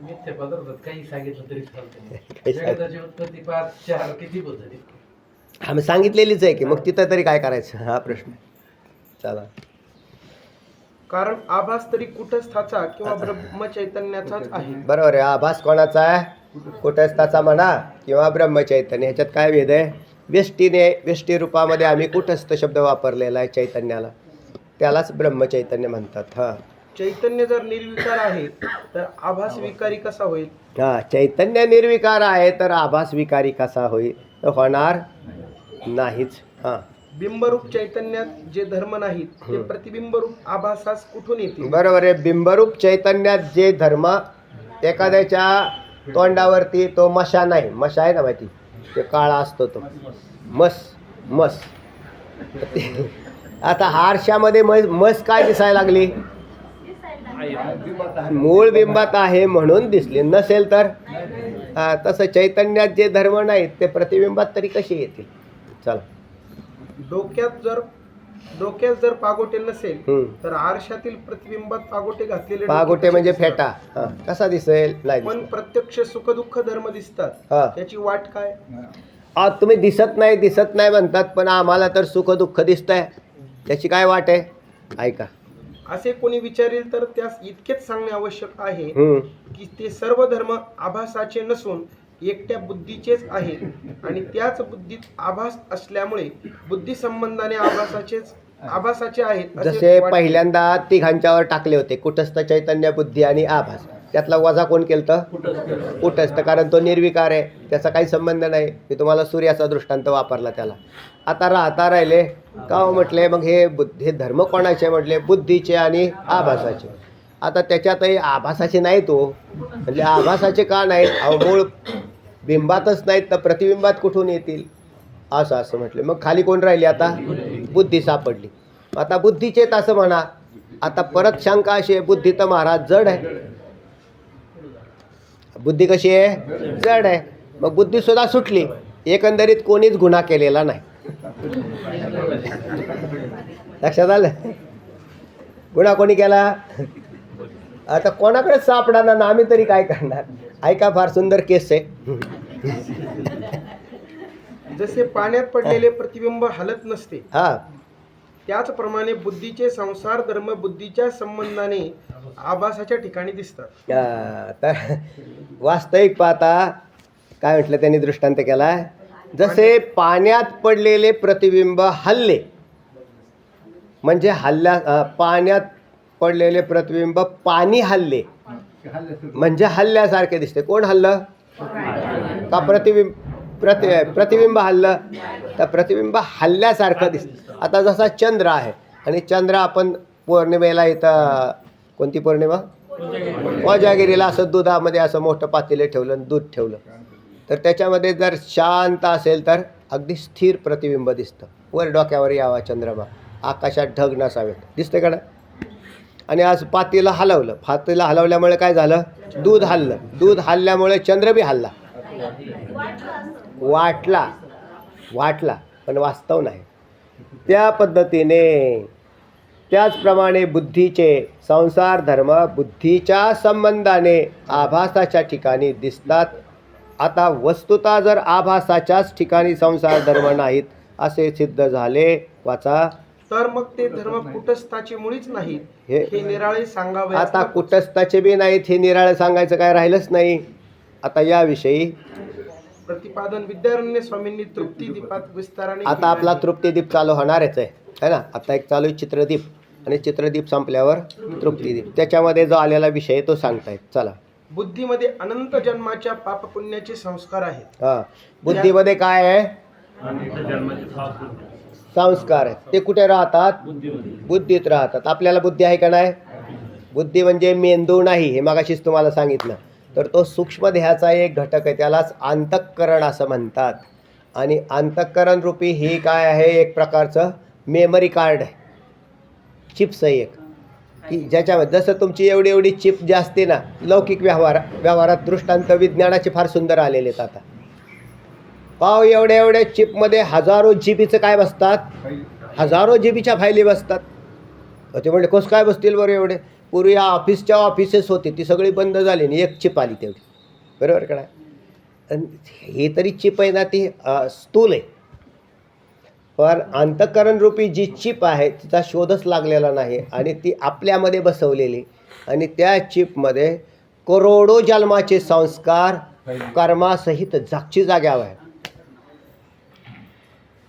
ते म्हणले बा जागा संपल्यामुळं एखाद्याने भलतंच कर्म करून ठेवलं, ते म्हणले भोगायलाच नाही आलं, कारण चिपमधली जागा संपली. असं कधीच होत नाही. एवढे किती जरी त्याच्यात दोन भाग आहेत. एक जीव हा कर्म करत राहतो आणि दुसरी शरीरं घेऊन भोगत राहतो. भोगून झाले की डिलीट होतं आणि मानवी शरीरात येऊन निषिद्ध विहित कर्म करायला लागला की ॲड होतं. लक्षात आलं ना? आणि ते कुठे आहे? आपल्याच ठिकाणी. मग त्या व्यक्ती, देवाला फार सोपं काम झालं. एखादी चिप घ्यावी आणि एखाद्या शरीरात टाकावी, लगेच कळेल की फायली ओपन केले की काय काय आहे. आता सध्या आपल्या सगळ्याच्या फायली ओपन आहेत का नाही? कोणत्या शरीरात? हे हार्ड शरीर आहे, म्हणजे हार्डवेअर आहे हे, आणि चिप्स जे आहेत ते सॉफ्टवेअर आहे, आणि त्याच्यामध्ये असणारं मटेरियल भिन्न आहे बरं. हां, म्हणून नुसती चिप्स म्हटलं तर ती सॉफ्टवेअर झालं, आणि त्याच्यात फिडिंग केलेलं आहे ते कोणी? या जीवानेच कर्माच्या द्वारे याचं फिडिंग केलेलं, आणि हे अनादिकालापासून चाललं आहे. कधी म्हणले हे कधी संपल? चिप्सच तोडून टाकू. सोपं आहे ना? काय तोडावं लागेल? ठ्याचा करून टाकला एकदा त्याचा. पण ते म्हणले मग असं करता येईल का आपल्याला? तर करता येतं, पण त्याला ब्रह्मज्ञानाची आवश्यकता आहे. या चिप्सचा नाश केव्हा होतो? ब्रह्मज्ञान झालं तर. ब्रह्मज्ञान नाही झालं तर ही चिप अखंड व्यवस्थित राहते, करोडो जन्म पुढेही भोगाल. ज्ञानरूपी अग्नी जेव्हा लागेल त्याच वेळेला ती हे काय होऊन जाईल, जळून जाते, अन्यथा नाही. सोपं आहे का नाही? हे पूर्वीच्या लोकांना सांगाय अवघड झालं असतं, पण विज्ञानाने सोपं केलं. हे दृष्टांत कुठले आणले मी आता? विज्ञान माऊली ज्ञानोबरायांच्या काळात नव्हते. नाही तर हे फार सुंदर दृष्टांत आहे. आता लोकांना लगेच कळतं येते, कारण लोकांचा संबंध विज्ञानाशी फार घनिष्ठ आलेला आहे. एवढेसा मोबाईल याच्यात काय काय बसवलेलं आहे, हे कसं काय बसलं? आता ज्यांना काय वापरता येत नाही त्यांचा काय विषय नाही समजा. ते म्हणतात काय वापरतात कोणास ठाऊक, कळतच नाही. पण त्याच्यात इतकं काय मटेरियल भरलेलं आहे ते काय त्याला मापच नाही. मग ह्याला कारणीभूत कसं आहे? हे का नाही विज्ञानाने दिलं का नाही? अगदी तसंच आपलं बंद करा फोन, त्यांना फोन बंद करता येत नाही. द्या द्या दुसऱ्यांच्याकडे द्या. फोन विकत घेता येतो पण बंद करता येत नाही. सांगा पुढे. बुद्धीमध्ये अनंत जन्माच्या पापपुण्याचे संस्कार आहेत. त्या त्या संस्कार अनुरूप नवीन उत्पन्न म्हणून होणाऱ्या बुद्धी वासना- बुद्धी असा जो शब्द येतोय ना, तो मेंदूवाचक न धरता सूक्ष्म देहातल्या अंतःकरणवाचक असा धरा, म्हणजे तुम्हाला कळेल चांगलं. आता बुद्धीमध्ये अनंत जन्माचे पापपुण्याचे संस्कार आहेत. त्या त्या संस्कारानुरूप नवीन उत्पन्न होणाऱ्या वासना. प्रत्येक होतं ना, प्रत्येक देह धारण केला की त्याच्यात काय होतं? वासनांची नवीन उत्पत्ती, अधिक जुने संस्कार, आणि सुख दुःख बी त्याला अनुसरून. आता जन्म जर आपल्याला मुंगीचा मिळाला एखाद्या जीवाला, आणि त्याला सकाळपासून खायला काय नाही, काय झालं? सुख झालं का दुःख झालं? दुःख झालं. तर उन्हाळ्याचे दिवस असतील आणि हे कीटक जे आहेत, प्राणी पशु पक्षी, हे पूर्वीची माणसंच आहेत, पण वाईट कर्म करून त्या योनींला गेलेली. त्याला खायलाच काय नाही, तडफडून मारतात. काय सुख आहे का दुःख आहे? दुःख. तेवढ्यात पाऊस पडला, पाणी बिणी पिली, ती मुंगी तरतरीत झाली. काय झालं? मुंगीला सुद्धा सुख दुःख होतं, मानवालाच होतात असं नाही. सगळ्या झाडांना बी सुख दुःख होतात, कारण ती त्यांच्या त्या शरीर आहेत. ही झाडांची काय आहेत? ही शरीर आहेत. शरीर. या झाडामध्ये कोण बसलेले आहेत? आपले पूर्वज. या झाडाला गेलेले आहेत. ते म्हणले नाही ना, आमचे पूर्वज स्वर्गाला गेले. होते का धोरणात?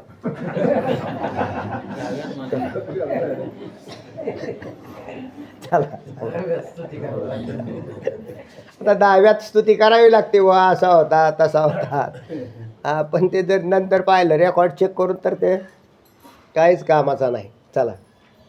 त्या त्या संस्कारानुरूप नवीन उत्पन्न होणाऱ्या वासना, सुख दुःखे, गमना आगमन हे सर्व बुद्धीच्या ठिकाणी असून बुद्धी संबंधाने चिदाभास आपले ठिकाणी धारण करतो. बरोबर. बुद्धी संबंधाने कोण धारण करतो? कारण बुद्धी सुद्धा जड आहे. ती कशी करेल? तर तिच्यात असणारा चिदाभासासह, म्हणजे त्याला पुढे जाऊन म्हटलंय बुद्धिस्त चिदाभास.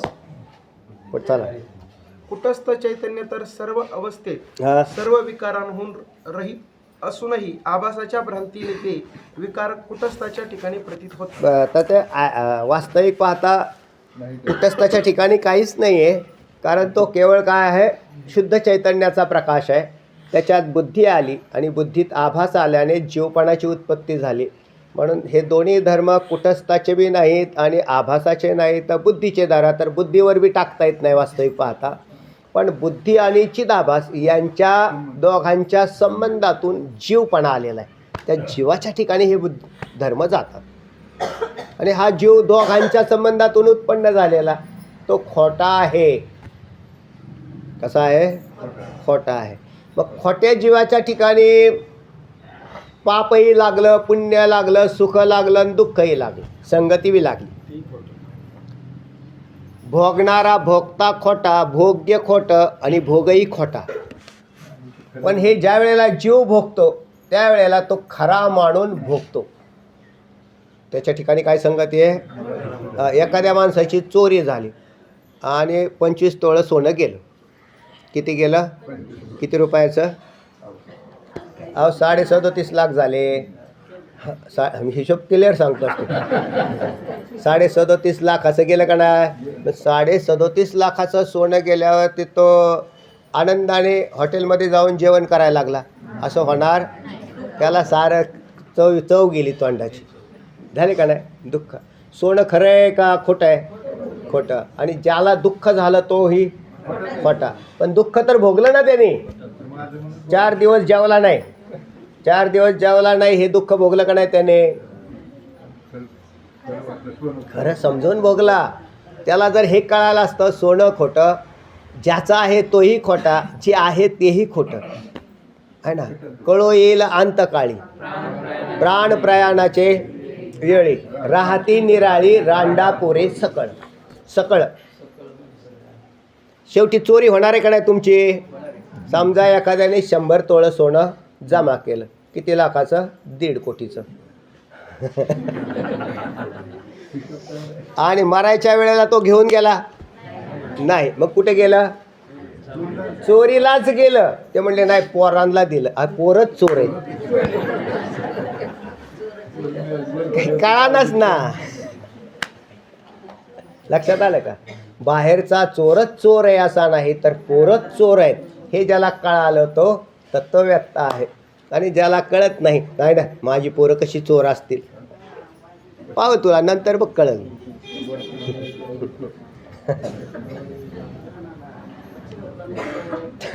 बरं चला वाचा वाचा.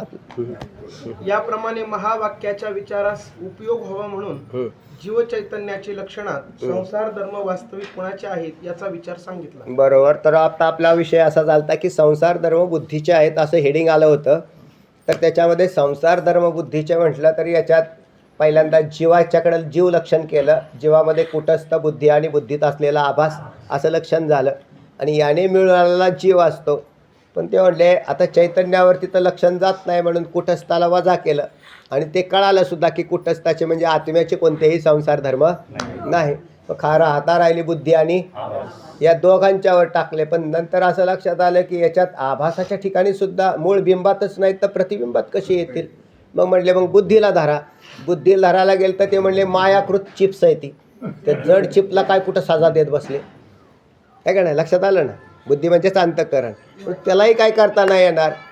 मग म्हटले अजून कोणाचे? मग ते म्हटले बुद्धी आणि चिदाभास या दोघांच्या संबंधातून जे लेकरू तयार झालं ते जीव आहे. आणि त्या जीवाच्या ठिकाणी करता भोगता हे धर्म. मग त्याला पुढे जाऊन म्हटलं की हा जो जीव आहे तो खरा आहे का खोटा आहे? तर तो खोटा आहे. जीव काय झाला? खोटा झाला. जीव खोटा झाला. त्याने केलेली कर्म खोटी झाली आणि त्याने केलेले भोगही खोटे झाले. हे त्याला तेव्हाच कळेल जेव्हा आत्मज्ञान होईल. तोपर्यंत तो हे जगत सत्य, माझा देह सत्य आणि देहसंबंधी सत्य अशा भूमिकेमध्ये तो राहतो. आणि म्हणून तो सुखदुःख झालं. चला शिष्य आता पुढे एक शंका येते. काय शंका आहे का? महाराज आपण कुटस्थ बुद्धी आणि आभास हे 3 मिळून जीवाचे लक्षण केले. बरोबर. पण त्यात थोडा उणेपणा आहे असे वाटते. सांगा उणेपणा कोणता आहे? कारण झोपेत बुद्धी नाही पण जीव आहे. बरोबर. जीव असून त्यावर आपण केलेले जीवाचे लक्षण जात नाही. मग आम्ही एक शब्द वापरला होता, तुमच्या लक्षात नसेल आला. कोणता? वेष्टी अज्ञान. हा त्याच्यासाठी वापरलेला शब्द आहे. त्याचं विश्लेषण खाली येईल. चला. कारण झोपेत बुद्धी नाही पण जीव आहे. बरोबर आहे का नाही? झोपेत बुद्धी नाही पण जीव आहे. कारण सकाळी त्याला नाही जरी उठला मनाने तरी हलवून उठवला तर उठतोच ना. आणि उठल्याबरोबर ते लगेच बुद्धी काम करते. याचा अर्थ बुद्धी लय पावली होती. आता तिचं कारण शोधावं लागेल की ही बुद्धी कुठे लय पावली होती. तिला ज्या ठिकाणी ती लय पावली त्यालाच अज्ञान असं म्हणतात. काय म्हणतात? अज्ञान. आणि ते अज्ञान हे ते बीज रूपांमध्ये राहतं. आणि म्हणून मनुष्य मेल्यानंतर अज्ञानासह म्हणजे कारण देहासह सूक्ष्म देहासह हा निघून जातो आणि कर्मगतीनुसार दुसऱ्या देहामध्ये प्रवेश करतो. अज्ञान झालं का नाही? जागची जाग्यावर आहे. त्यातलं काहीच गेलं नाही, बिघड काहीच नाही. आणि मग तो देहसुद्धा कर्मावर आधारित प्राप्त होतो. त्याचा कोणता देह, त्याचं आयुष्य कसं, त्या देहाचे भोग हे सगळं कर्मगतीवर ठरतं आहे. एखाद्याला हरणाचा जन्म प्राप्त झाला तर हरणाला कोणत्या देशात जन्म, त्याचा आईबाप कोण ठरणार? त्या हरणाचे परत आईबाप ठरणार ना. शिवाय त्याला खाण्यापिण्याची काय व्यवस्था आहे. त्याला जर आफ्रिकन कंट्रीजमध्ये जन्म मिळाला तर तिथं भरपूर गवत फिवत खाईल बुवा बिचार काय. पण कुठं राजस्थानात मिळाला म्हटले, आता काय करावं? राजा वाळवंटात जन्म घेणारा हरिण आणि आफ्रिकेतला हरिण काय फरक पडेल? भोगात फरक पडला ना. तर आणि शिवाय त्याला तिथेच नेऊन टाकायचं. हे सगळं कोण करत आहे? कर्मानुसार ईश्वर फल देत असतो. म्हणून ईश्वराशिवाय हे होऊ शकत नाही. आता या तिघांना मिळून तर याच्यावर काय कोणता दोष येतो म्हटले? अव्याप्ती. नुसतं बुद्धी असा शब्दप्रयोग केल्यावर अव्याप्ती दोष येतोय. हां, जीव असून त्यावर आपण केलेले जीवाचे लक्षण जात नाही असा त्या लक्षणावर अव्याप्ती दोष येतो. अव्याप्ती, अतिव्याप्ती आणि असंभव असे दोषामध्ये 3 प्रकार आहेत. दोषाचे 3 प्रकार कोणते? केलेलं लक्षण लक्षावर जाऊन अन्य ठिकाणी जात असेल तर अतिव्याप्ती. केलेलं लक्षण लक्षाच्या एका भागावर जात असेल तर अव्याप्ती. केलेलं लक्षण लक्षावर जातच नसेल तर. आमच्या अण्णाने मी एक दृष्टांत सांगायचे आणि तो दृष्टांत सोपा. सुनबाई आणि सासूबाई असं म्हणते की लोकांना बरं वाटतं. त्या नवीन सुनबाई आली, तिला काय बिचारीला माहीत नसतं घरात किती माणसं, किती माणसाला किती कणिक मळायची आणि काय. आणि समजा त्यांनी मळली तर त्याच्यातही तिथं जसं मग आता त्याच्यात मीठ किती टाकायचं. एखादी भाजीचं पातेलं एवढं, तिथे उगाच 2-3 माणसं असतील आणि इकडं 7-8 माणसं असतील तर बिघडलं ना गणित. म्हणून तिने काय केलं, आपल्या तिकडल्या 3-4 माणसं होती माहेरला, त्याप्रमाणे मीठ टाकलं. काय झालं? आळणी झालं. याला म्हणतात अव्याप्ती. अख्ख्या भाजीत मीठच नाही का? मीठ आहे पण जेवढं पाहिजे तेवढं. याला म्हणतात अव्याप्ती. आता तिला सांगितलं, अगं सुनबाई ह्याच्यात तर आळणीच करतीस तू, जरा मीठ टाक ना. तिने मीठ टाकलं आणि जास्त झालं, सगळं खारट झालं. काय म्हणायचं? अति झालं, म्हणजे अतिव्याप्ती. सोपं आहे का नाही? आणि मग ते म्हणले काय बुवा, नाही टाकावं तिकडून घोटाळा, म्हणजे टाकलं तर कमी पडतंय, जास्त केलं तर जास्त होतं. तिने 3ऱ्या दिवशी मीठच टाकलं नाही. असंभव. कळालं का नाही? पाठ करून घ्या. परत मला तेच सांगावं लागेल आणखीन. अतिव्याप्ती, अव्याप्ती, असंभव. हे दोष आहेत, 3 दोष. केलेलं लक्षण निर्दोष होण्यासाठी त्या अतिव्याप्ती, अव्याप्ती आणि असंभव दोषाने ग्रस्त नसावं. हे 3ही दोष विवर्जित केलेलं लक्षण योग्य लक्षण असतं. चला पुढे. याच दोषास शास्त्रात प्राज्ञ स्वरूप जीवावर लक्षणाची अव्याप्ती आता याची तर्कसंग्रहामध्ये दुसरेच उदाहरणं आलेली आहेत. आता आपल्याला वेळ नाही सांगायचं. चला. कारण शास्त्रात जागृत अवस्थेचा अभिमानी जीवास विश्व असे नाव आहे. आता मगाशीच म्हटलं 3 अवस्था जीवाच्या. सध्या आपण कोणत्या अवस्थेत आहोत? सगळे आहेत का गेलेत काही? हां, सगळे जागृत आहेत ना? सगळे जागृत अवस्थेत आहे, म्हणजे बुद्धी इथं काम करते. झोपलेले कोणी नाही. तर आता इथे आपण जागृत अवस्थेत आहोत. संध्याकाळी दमून भागून कंटाळून आले की लगेच झोपले. काही माणसं दुपारीच झोपतात, पण ते संध्याकाळी झोपले का नाही? झोपले. तर त्याच्या वेळेला ती अवस्था एक बदलली. त्याला म्हणतात सुषुप्ती. संस्कृतमध्ये काय म्हणतात त्याला, आणि मराठीत झोप. मग सुषुप्ती अवस्थेमध्ये गेले. आणि सुषुप्तीत गेले का कायमचेच गेले?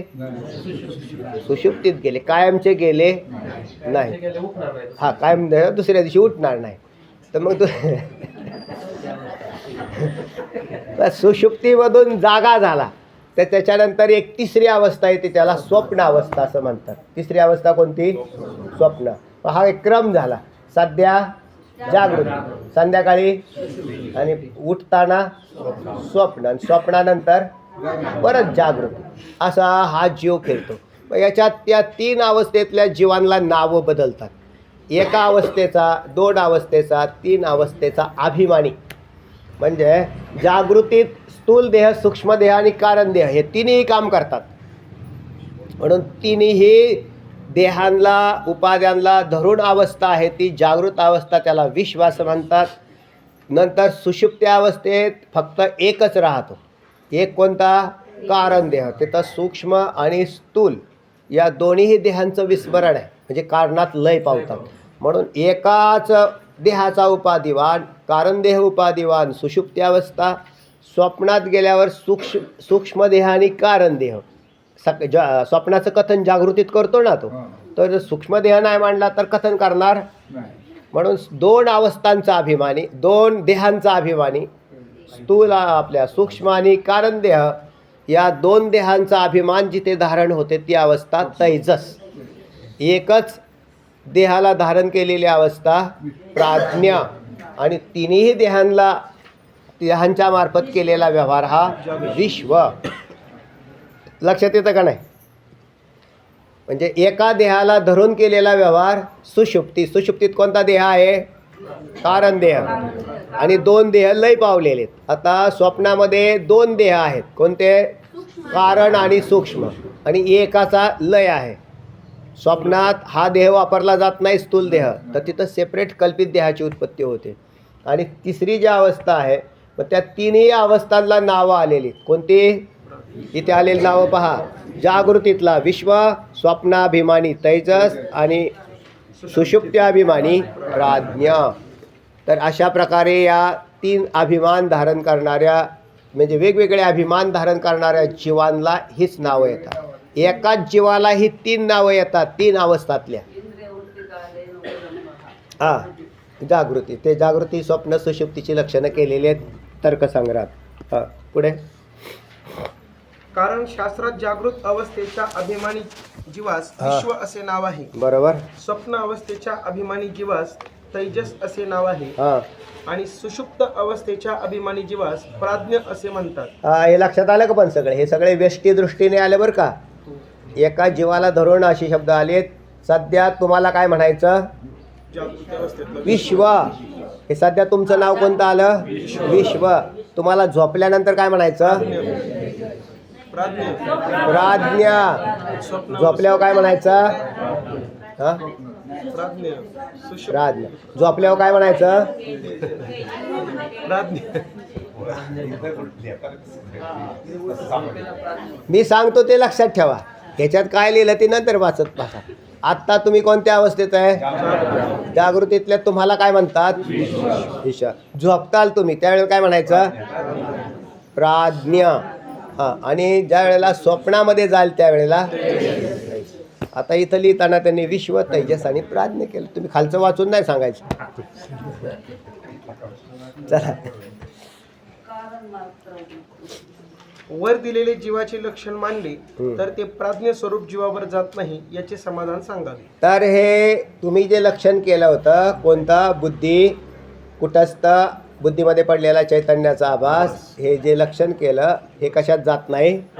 प्राज्ञ जीवावर जात नाही. कारण बुद्धीच राहत नाही ना. प्राज्ञ जीवाच्या लक्षणात कोण आलंय? किती उपाध्या आल्या? प्राज्ञामध्ये एकच आली, कारण. तिथं बुद्धी नाही. म्हणून व्यष्टी अज्ञान असा शब्दप्रयोग आम्ही केलेला आहे पाठीमागं. त्याचंच विश्लेषण आहे. पण तुम्हाला शंका घेऊन तेच उत्तर परत सांगणार आहेत. आता समाधान नंतर पाहू. पुंडलिक वरदा विठ्ठल, ज्ञानदेव तुकार.